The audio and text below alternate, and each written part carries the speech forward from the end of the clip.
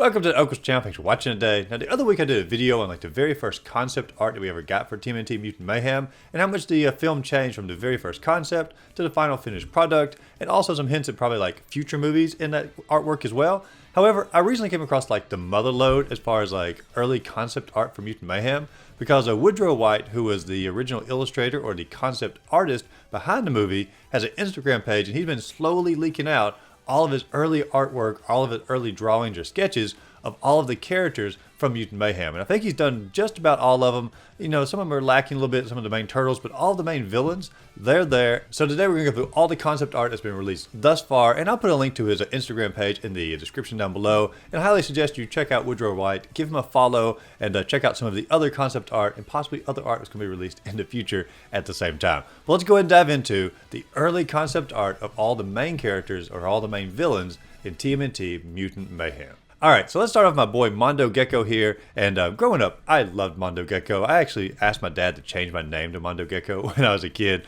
I loved the character so much.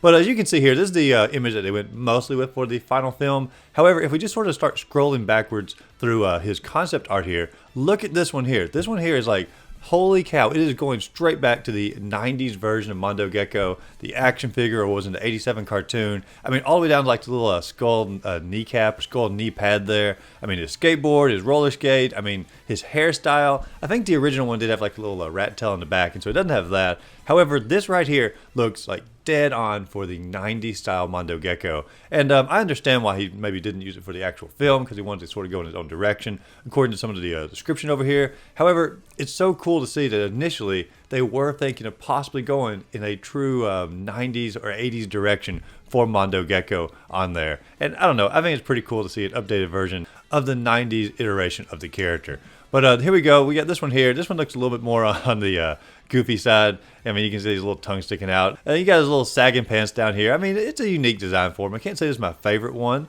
Continuing on, this one here, I don't know about this one. This one looks a little bit too alien and sort of goofy in that little face there. Not my favorite one here. Missing some of the core aspects of him, you know, like the little roller skate on the tail. Things like that. Not my favorite one. Then we come here, and this one is obviously getting early in his design here. This one looks more like a snake in some aspects, but you know, a unique little design for Mondo Gecko. And then the very, very first one, and I don't know, this one isn't my favorite. Ultimately, I'm really glad and happy with the design he went with Mondo Gecko for the final film. But my favorite one outside of the final one is definitely going to be the 80s or the 90s version that we're so familiar with.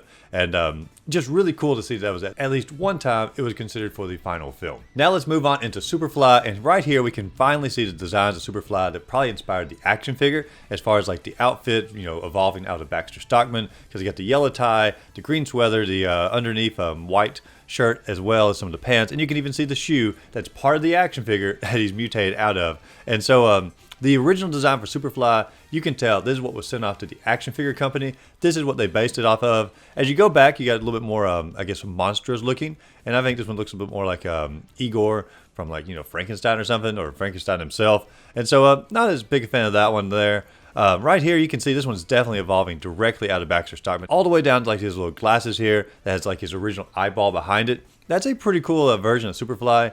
I think that one looks a little bit more like a actual like monster versus a villain. And so I'm sort of glad they didn't go with this one, because it looks a little bit too, I don't know, too horrific, I guess. But as you continue on back, you can see this one here, still a mixture of Baxter Stockman as well as Superfly, down to the glasses. Looks a little less horrific on there. And then we have, once again, what is probably what was sent off to the toy company, as far as Superfly mutating out of Baxter Stockman, once again, all the way down to his little shoe hanging off his foot down there.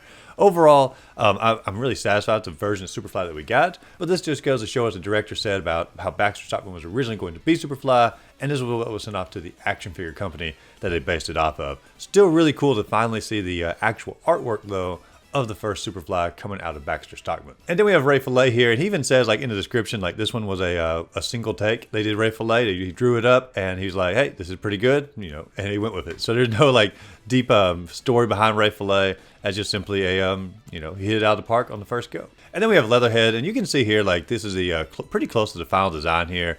Earlier designs looked a little bit more I guess, cartoonish. And personally, I like the final design. I like the little goggles that Leatherhead has. And so I actually like the final design a good bit more than the original one that he had intended for. But overall, still cool to see where he came from. Now, Cynthia Utrom has quite a long history here.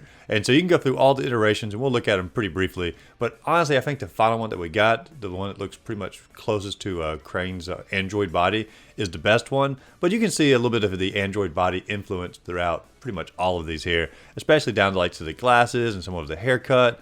Even the suit that is the same tone as Crane's body skin color. I mean, they did a really great job of updating who is certainly going to be a version of Crane, I think, in the film.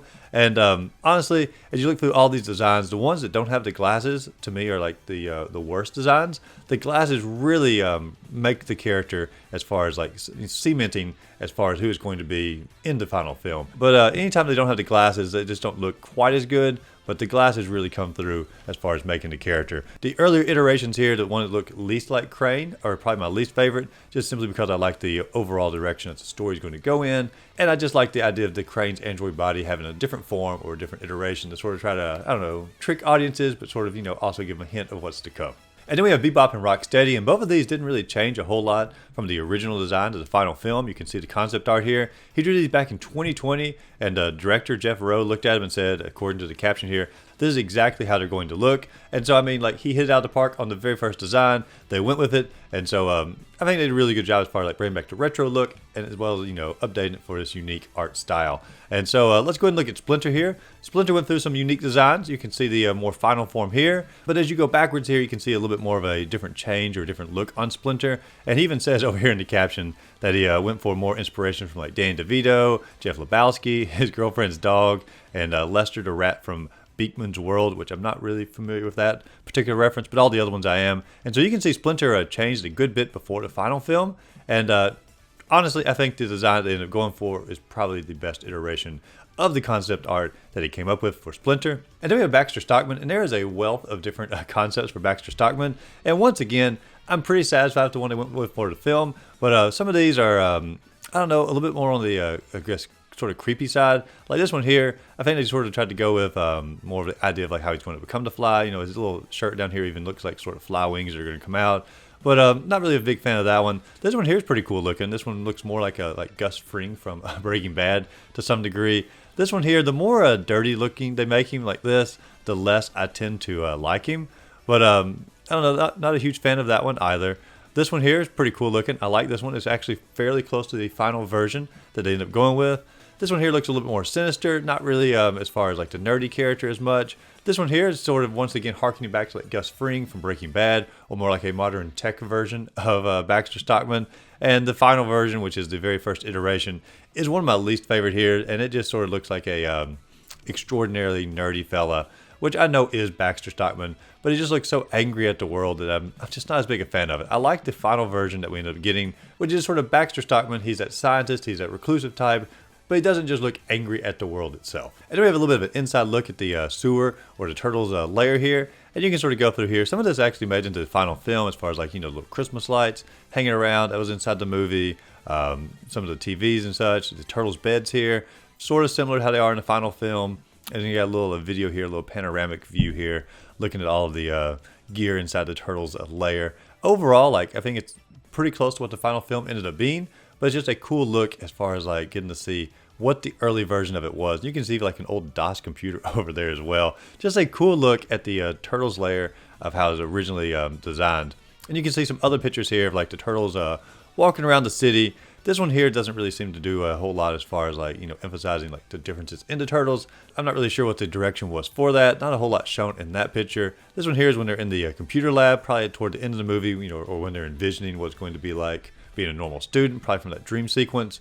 Here they are watching the video at the theater at the very beginning of the movie, and just goes to show some of the stuff stayed in from the early concepts of 2020 to the final film, which is overall this is fairly similar to the final version there, even though Raphael is holding a sword there, which is unusual for him to have a sword, so I'm not really sure what direction they're going with on that particular one. So right there you can see a ton of the original concept art for the film, how the villains changed throughout the production, how some of the landscapes changed throughout the production, how the turtles changed throughout the production a little bit, and so and how some of the villains and such stayed like exactly the same. And so probably the ones that I find most fascinating are Superfly, as far as like what was sent off to the toy company, how it got designed, as well as some of the changes on Mondo Gecko. Those are probably like my favorite ones to look at here, but it's just cool to see how far the artwork came from 2 or 3 years ago when it was first drawn up to what we finally got into release production just last month. And who knows if Woodrow White's going to release more concept art on the Instagram page, and so I'd highly suggest you go check out the page, give it a like so you can keep a follow on it, and who knows, he might end up doing the artwork for the cartoon that's coming up as well as the next movie, and so we might get some inside look at that concept art ahead of time. And so like I said, give him a follow. I'm following him. I'm excited to see what kind of artwork he puts out in the future. But I really feel like the new Turtles direction here, as far as like the cartoon side of things, is in good hands with Woodrow White as the lead character designer. And I also like that he gives us this behind the scenes look at the same time. If you enjoyed this video, be sure to like and subscribe to the channel. Check my other videos listed up above. As always, go out there, find a great game to play, and just have a great rest of the day.